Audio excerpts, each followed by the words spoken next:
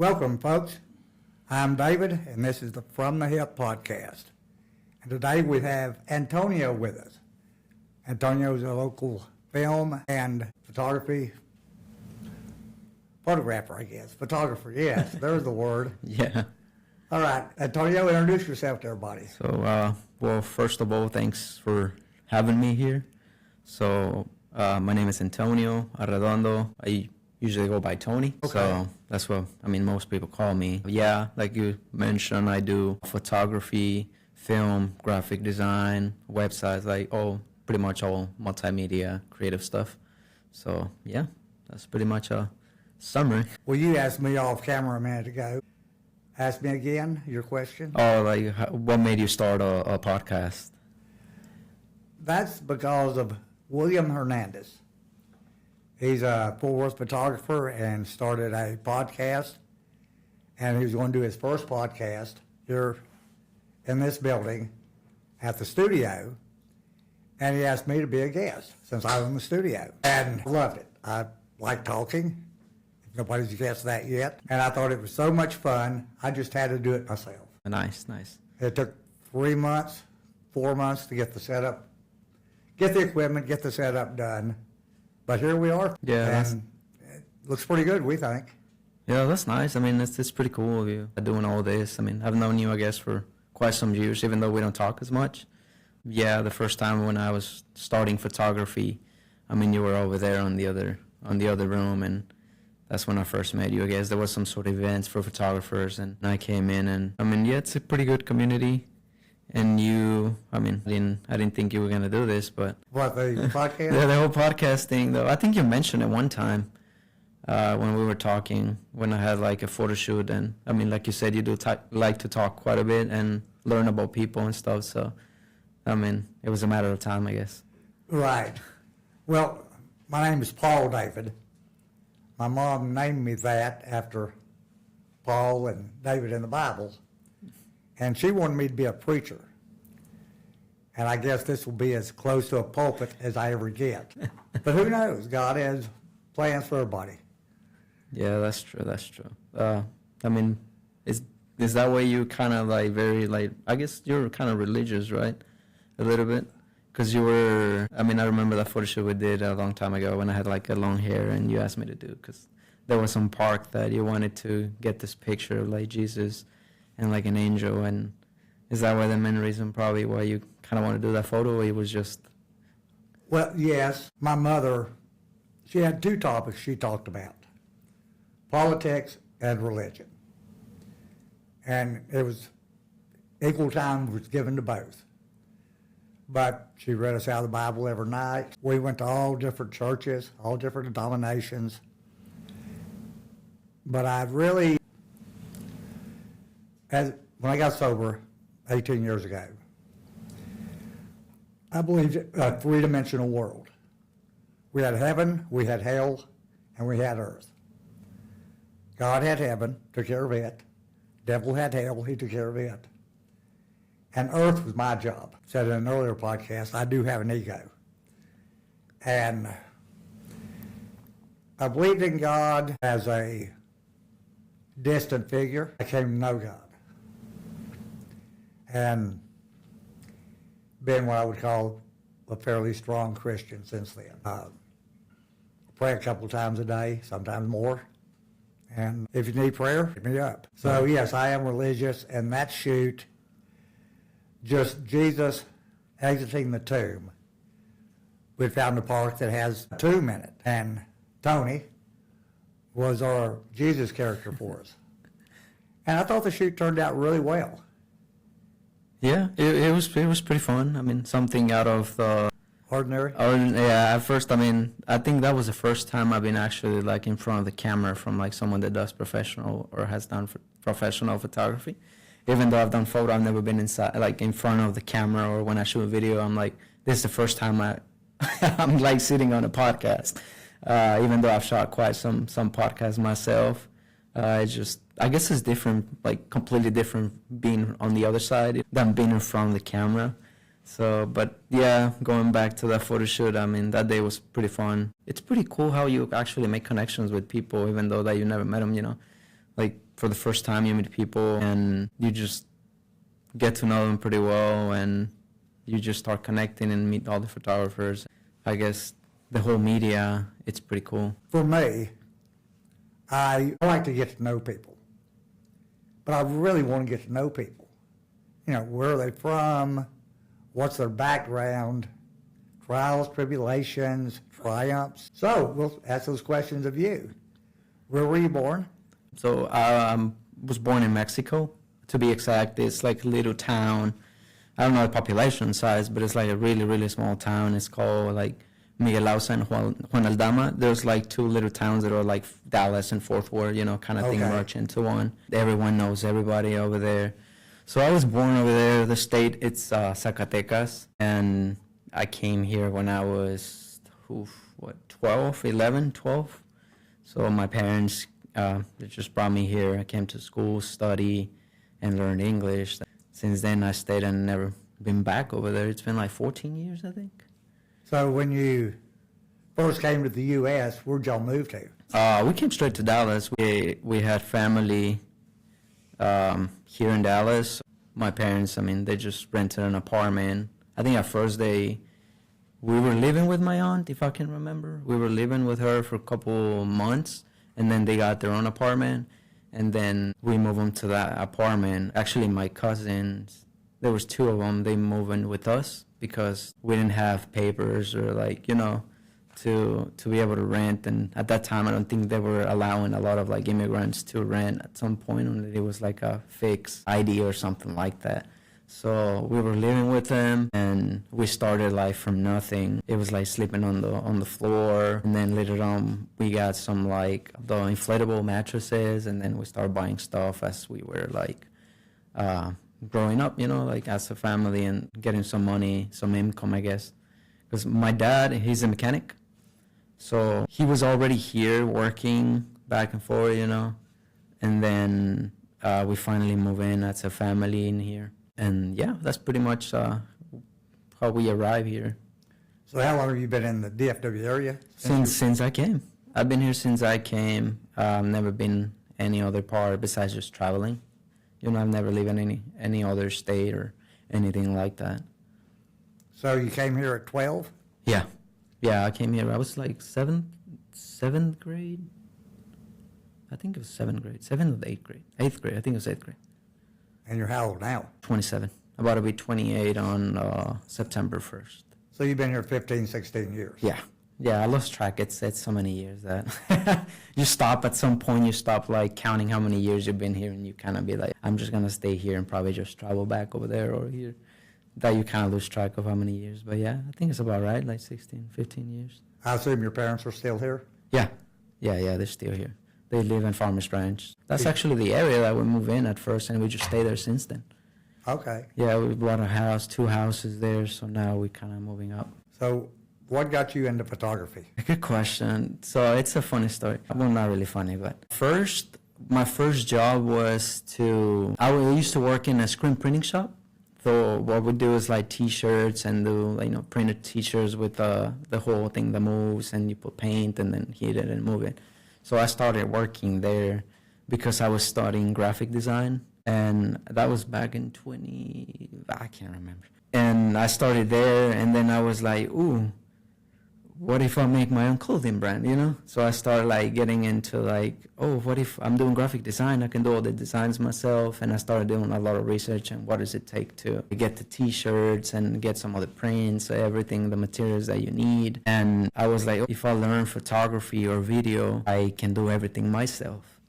But I never like actually got into it. I started just watching lots of videos from YouTubers like about photography and composition and, you know, the regular stuff, the settings, the exposure, everything about it as much as I could. So I was trying to save up some money. And then, you know, when you're saving money, for some reason something happens and you actually have to spend that money. Right. So you're like, shoot, I got to start over again. And then I met this soccer coach from Brookhaven. His name is Jimmy Elder. He has a company that's called Soccer Innovation. They say soccer equipment, and he offered me a job at his company as a graphic designer. So I started doing there some of the work, graphic design, and then I had to shoot photos, product photos. And I was like, oh shoot, I mean, I've been studying this, like learning on YouTube, everything, but I never touched a camera at all. So I think the first camera I shot with, they had it there, it was like a Nikon D40, D60, I don't remember the number. It was like an old camera now. And they had a lens, the stock, the regular lens you get with the package, you know. It was like a 3.5 by 5.6 lens. And that's how I pretty much got more into it, doing photography. And I started liking it. And I'm like one of those people that if you're starting to learn something, I try to like invest my time into it and put it like a lot of time. And when I like it, I'm like really invested into it. So I started learning more, shooting more products. I took the same camera out, and I was like, I asked them, can I borrow the camera so I can learn a little bit more? And they were like, yeah, go for it. I mean, you're helping us to take product photos, so why not?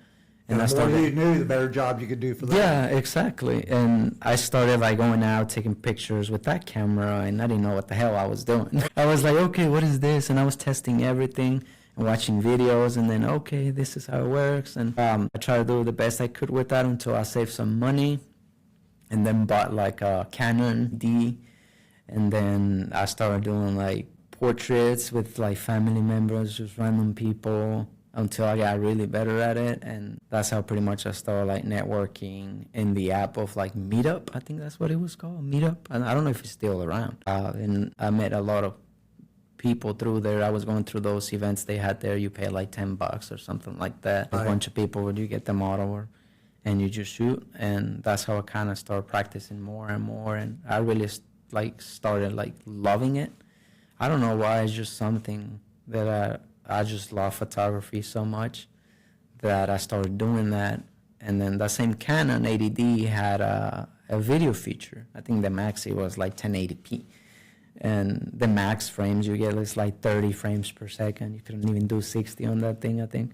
And I was like, oh, let me try some video. And I started recording, and same thing, same process. Started watching videos and practicing. And I was like, ooh, what if I learn about the whole video and then photography and going back to the whole brand, like a clothing brand. I was like, I can do everything myself. So it started again, and it hyped me up again, and going back at it. So, and then I started doing a little bit of video here and there, and that's pretty much what got me into like photography. Like going back, I think it kind of went too far. Well, you talked about screen printing. Yeah. I had about a 8-year career in the sewing business. Oh, wow. And started off in Glen Rose or Alba, Texas. And then we moved to Glen Rose because of the school system. And we moved that business there. Ended up building a building down there to house the sewing business. And last year we did it. We shipped 700 and something thousand pieces. Wow.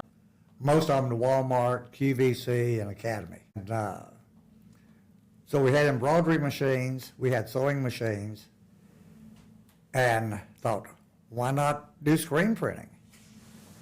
So I bought a screen printing machine, and I think it had like 8 stations, and you, as you were saying, you pull the frame down on it, put the paint on it, slide it, do the next one, slide it, do the next one. Yeah, it's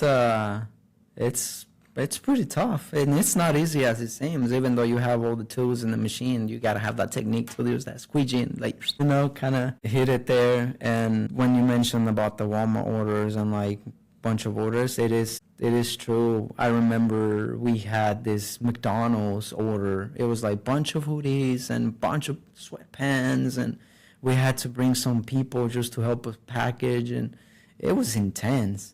And during the summer, it was super hot with the amount of people and all the heat from the machines, because, you know, when you like finishing them, you have to send them through the dryer, and it gets super hot. And with that amount of people, we had pallets and pallets of them coming in. It was crazy. I remember that. Yeah, it was tough. It's a hard business. Like, well, I never developed the technique on the squeegee, so we didn't do very many T-shirts. okay. And then eventually closed that business down and sold all the equipment off for pennies on the dollar, of course. All of it? All of it? Like even the whole... All of it. My ex-wife kept one of the embroidery machines, kept the sergers, kept one of those, and then the single needle machine. And they were all computerized. So it was slick. I mean, it's not how we started out, but how we ended up with that equipment. I could actually sew a straight line for a little bit with that equipment. Nice. But yeah, and when you have high numbers of products, like 700,000 of them, Yeah, that's a lot. it can get intense. I think we had 8 people, 9 people working for us. It's still not enough. Well, it's a simple product, but the numbers, we would lay out 10,000 yards of material at a time. Wow. You know, big cutting knives Yeah. and put a pattern over it. And It's a lot of labor.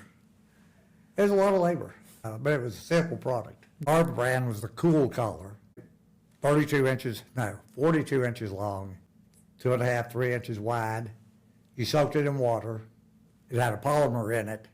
It absorbed the water, turned into like a jelly substance. And you put it around your neck during the summertime to stay cool. And it took 5 days for the water to evaporate out. Oh, wow. And then you just soak it in water again. It was a cool product. That's pretty unique product, I would say. It was real neat. And I think they still sell them in a lot of or a version of it in a lot of the Yeah. Walmarts. And so are you still working in the graphic arts? So right now I'm moving into more like videography. So my friend and I, his name is Pablo Ortiz. Him and I, we met at that company I told you what I was doing, the whole graphic design, the Soccer Innovations, the equipment company. He was a warehouse manager there, and he really was like into video. And when we first met there, we kind of started like coming up with the idea of working together. And the more we knew each other and about the whole business, the video and all that kind of stuff, we were like, what if we start like a video production company? You know, that was back in the days, like in 2018, 2019. For some reason, after COVID, like we were working together, and when 2020, when COVID hit, I left the company because I mean I couldn't, we couldn't work because they shut us down, and I was just trying to find another job and here and there to do more graphic design work. I just kind of left him, and then he went his own way too, like doing more video for like coaches into sports, and he was doing more video. I was doing again the website, the graphic design stuff. And then he had this job at this professional indoor soccer team in Allen, and he invited me to help him out there. And I kind of help him out some jobs here and there doing into the sports, and I was like, ooh, I started like liking it again. I was like, oh, I kind of like this, you know, this is interesting.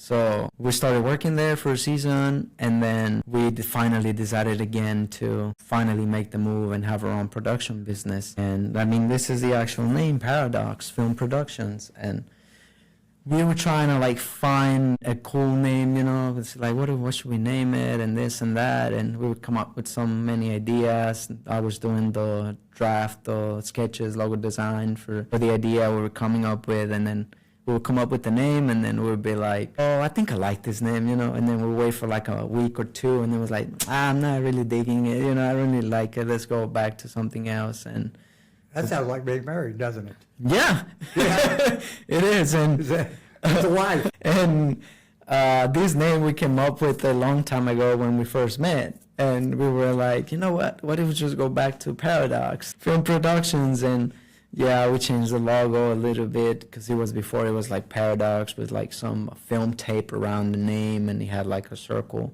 It was like the name, and then it had like film tape around it, and I changed it to like it's just a P. It's like an abstract P, and it has like a plate button on the middle of the P. And we stick with this name, and we were like, okay, I think we're going back to the old days. And yeah, that's pretty much how we started again doing film, and this is where my main focus is right now. I stopped all my graphic design work, website, last month, I completely just shut them down and be like, I'm just going to focus on the film production side, and that's pretty much what we're kind of doing right now.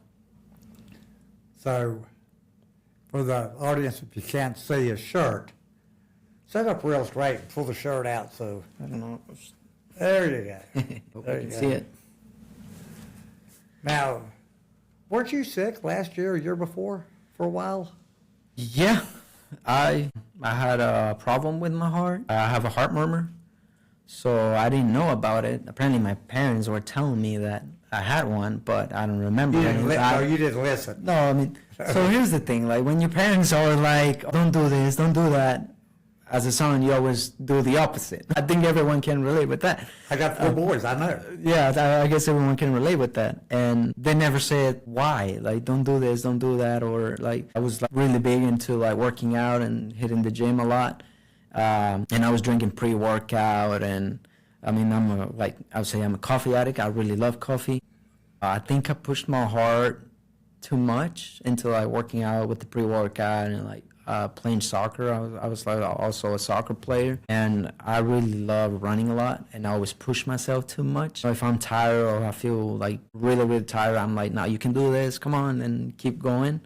And I think there was a point that I stressed my heart too much, and that kind of made me stop. It forced me to stop working out or doing a lot of exercise like that. And I think the first week when I kind of stopped a little bit, I stopped drinking pre-workout and anything like caffeine-wise.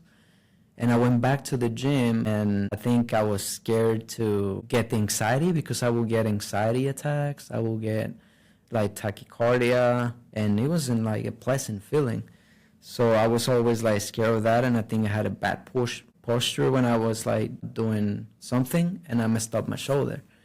So I think I almost pulled a tendon, probably just tore or kind of sprained a tendon, and I guess when it was like getting swollen or like very painful, it will like activate something over here because it will get like super hot, and then it will go all the way up here, and then I will get the anxiety feeling. But the Are you doctor, past all that now? I'm past all of that. I still have that short injury, but I think it's more like mentally now, you know, because I think I was like, oh, I want to go back to the gym again, and I want to do this, I want to run, I want to play soccer, but my arm, for some reason, when I think about that, or I try to do it, it starts hurting again, my entire arm. And I think it's just more psychological that I'm scared that it's going to happen again.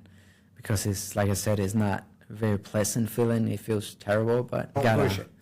yeah, that's what everyone says, but also I guess is like if it's more mentally, I gotta get rid of that fear and just do it. And I started walking again with my wife, and it's helping out. Walking is helping, so I'm trying to, I guess, going really slow, you know, slowly but surely, to hopefully going back to the gym Well, again. ease your way into it. Yeah. Well, we're out of time for today, folks, but before we leave, tell everybody how to get hold of you, and say it slowly, and then spell it. Spell it. Well, I'm terrible at spelling it, I guess. So, all my socials, I guess. So, my personal social, it's Tony RX, like ITSTONYRX. That's my Instagram. The Paradox Film Productions, that's our other Instagram. It's just Paradox, PARADOX. Right. Film Productions. You can find us there. It's just a black logo with a PYP in it. And also my photography, it's Tony Shot My Pic. That's my photography one. I haven't shot photos actually in a while, but I need to get back into it. Need to come shoot at the studio again. Yeah, for sure. We'll set something up, and I'll contact you. Okay. Folks, we appreciate you being here. And reach out to Tony. He's a good guy, and he'll even model for you if you need a Jesus model. It worked for me. When I have to get my long hair again, but There you go. Get a wig. Well, thank you for having me. It's been quite fun, you know.